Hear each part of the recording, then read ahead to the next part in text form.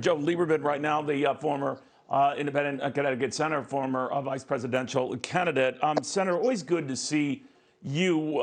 It looks like, this might be a tough sledding, but that maybe we get into the weekend with all of these maneuvers that delay this, but that it will ultimately be approved, but pretty much along party line votes. I know they're working on, Alaska Republican Senator Murkowski to try to get her to support this, but barring that, another party line vote on a very, very big piece of legislation. What do you make of that? Well, I'm disappointed that it's going this way. I don't think that it's the right way for the Biden administration to start, not the best for our country. Unfortunately, Neil, as I talk to former colleagues in both parties on Capitol Hill, they each say to me the same thing. The other side doesn't want to really negotiate, and a compromise is impossible. That's usually not really true, but that's the mood there now. It's a very post-traumatic time after the January 6th events and then the impeachment trial. And I must say that history does tell us, I can say during my time, that new presidents tend to get what they want from their own party. But it's not the way it ought to happen. This bill should be less expensive than it is and still could take care of the most urgent needs of the American people. I hope that we can recover from the partisan sniping that's going to go on and going on now, and so they can work together on the next big items like infrastructure. The one thing that the whole Washington process far better than I, Senator, but what's interesting here is that the concessions that some of the moderate Democrats wanted, Joe Manchin chief among them, to not hand out checks to everybody. I thought that money and the savings would simply go off the cost of the total package, but apparently it's just channeled into other areas. So it doesn't make the package any less than the $1.9 trillion tab. Why is that? There's not a good reason for it. That's the way the administration, the Democratic leadership wanted it. I think it may go back to this tendency that I saw under the presidents I served under both parties. The incoming president tends to want to do something big. His party sticks with him.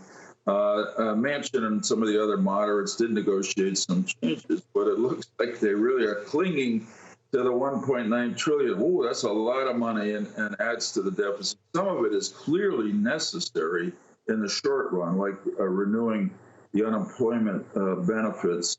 But it's not the way the government ought to run, and I just hope they can recover for it. It's not the way Joe Biden was a senator for so many years. He always worked across party lines to try to get good things done, and that's what the country needs now. Hopefully they can do it.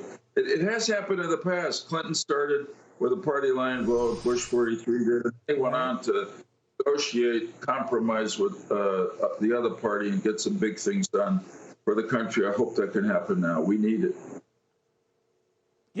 Senator, we do know that with the adjustments they've made and who gets those stimulus checks, apparently someone was working on the math and said it works out to about 12 million Americans who got stimulus checks last time, who might not this time.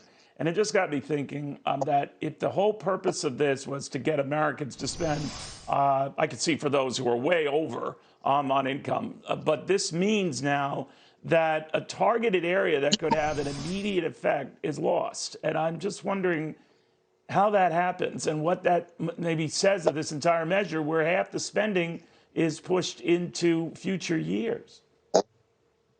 Yeah, well,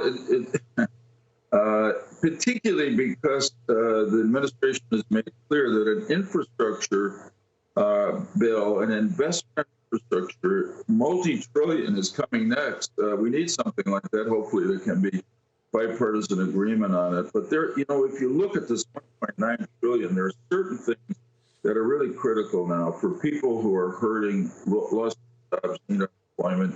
Some people need a subsidy who are really living hand to mouth every day. But a lot of the other stuff really could be delayed and done later. And look, I'm not there. I don't know how the process ended up with this result, but it looks like after a lot of partisan wrangling over the next few days, which is not pretty, that this 1.9 trillion package will pass. Let's hope and pray that it helps the economy. Most of all, the people who really need it as we come out of the pandemic. But it's not the way the government should run, really. Yeah, that's probably an understatement. Senator, always great catching up with you. Thank you very much. Be well. So have a good day, my friend.